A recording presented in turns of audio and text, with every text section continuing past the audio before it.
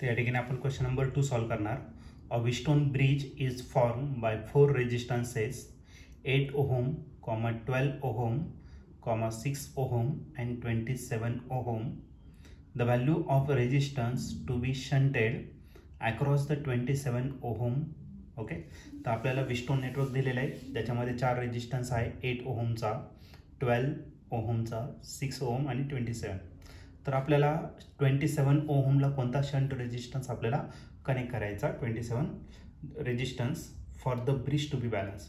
तर ती Wheatstone bridge जी आहे ती बॅलन्स करण्यासाठी 27च्या अक्रॉस किती ओहमचा रेजिस्टन्स कनेक्ट करायचा ते आपल्याला या ठिकाणी फाइंड करायचं आहे.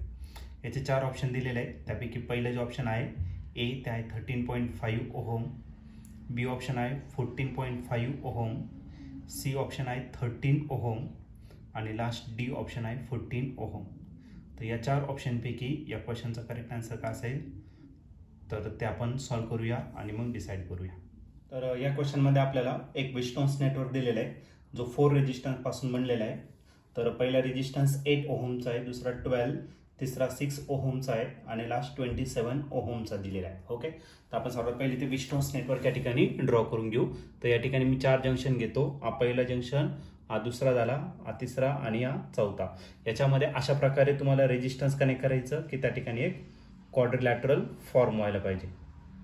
ओके, हा सेकंड रेजिस्टन्स कनेक्ट केला, हा थर्ड रेजिस्टन्स कनेक्ट केला आणि या ठिकाणी फोर्थ रेजिस्टन्स या ठिकाणी आपल्याला कनेक्ट करायचा आहे.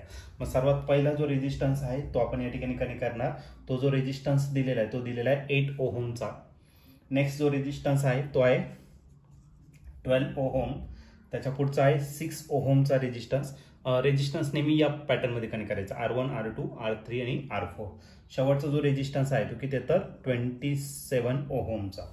आता याच्या पुढे दिलेला आहे तुम्हाला जर सर्किट तुम्हाला बॅलन्स करायची असेल तर या 27 ओहमच्या अक्रॉस आपल्याला किती रेजिस्टन्स कनेक्ट करावं लागेल. अक्रॉस म्हणजे पॅरलल, शंटमध्ये. याच्या शंटमध्ये कोणता रेजिस्टन्स आपल्याला कनेक्ट करायचा, शंट म्हणजे काय, पॅरलल. तर ही सर्किट जी आहे ती काय होणार, बॅलन्स होणार आहे. ओके, तर सर्वात पहिले हे जे 2 रेजिस्टन्स आहे 27 आणि यस, हे दोन्ही कशा आहेत, पॅरलल.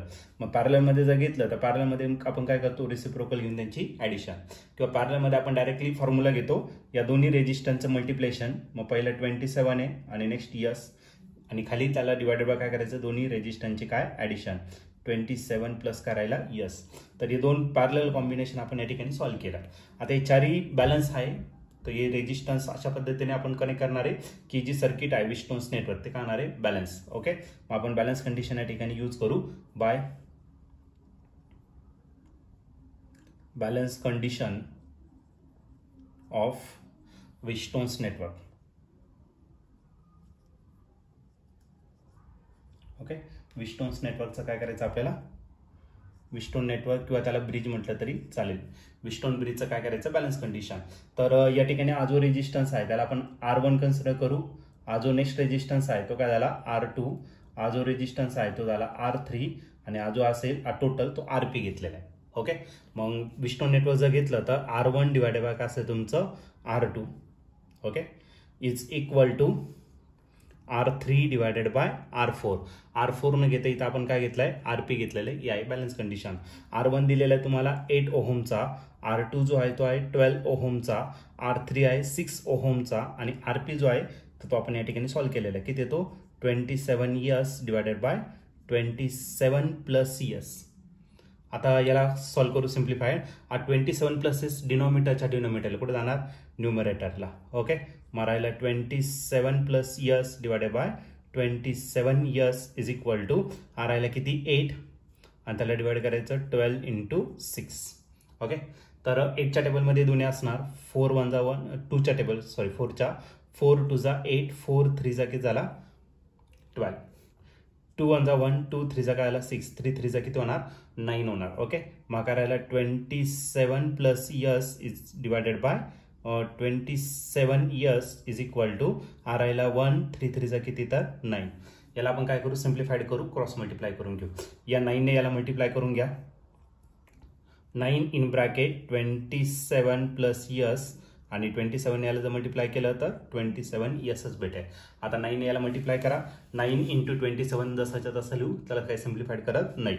मग काय भेटेल आपल्याला 9 इंटू 27 प्लस 9ने या यसला पण मल्टिप्लाय करा, तो किती भेटेल तर आपल्याला 9s आणि लास्टला जो आहे तो किती तर 27s. ओके, हा प्लस इकडे काय करा तर मायनस. मग याला सिम्प्लिफाईड नाही करत, 9 × 27 तसंच लिहिणार. मारायला 27s प्लस 9 होता, इकडे काय झाला -9s. 27 - 9 18 झाला. माझा 18s इज इक्वल टू 9 × 27. 18 इकडे मल्टिप्लाय, इकडे काय करा डिवाइड. मग s इज इक्वल टू काय राहिला 9 × 27 डिवायडेड बाय 18. 9 1 = 1, 9 2 = करायला 18. मग आपला s जो आहे तो किती भेटेल आपल्याला 27 डिवायडेड बाय 2.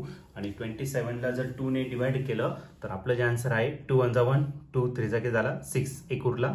मग या ठिकाणी पॉईंट द्यावा लागेल, तो झाला 10.